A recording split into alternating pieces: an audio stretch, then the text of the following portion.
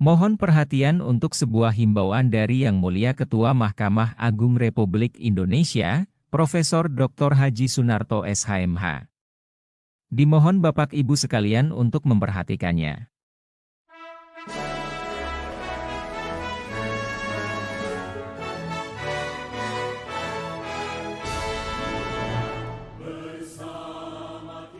Assalamualaikum warahmatullahi wabarakatuh.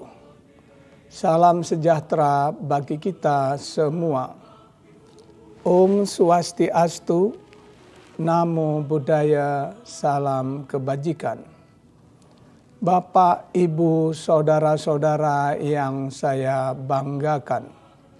Saya bersama pimpinan Mahkamah Agung mengajak setiap hakim dan aparatur peradilan di seluruh Indonesia untuk bersama-sama satu, meniatkan pekerjaan yang kita lakukan selain untuk memenuhi kewajiban, juga untuk beribadah kepada Allah Tuhan yang Maha Esa. Dua, menjunjung tinggi etika profesi sebagaimana termuat dalam kode etik dan pedoman perilaku hakim, kode etik dan pedoman perilaku panitra dan jurusita, serta aturan perilaku pegawai Mahkamah Agung. Tiga, memberikan pelayanan terbaik dengan cara bekerja keras, cerdas, dan ikhlas, serta menghindari pelayanan yang bersifat transaksional.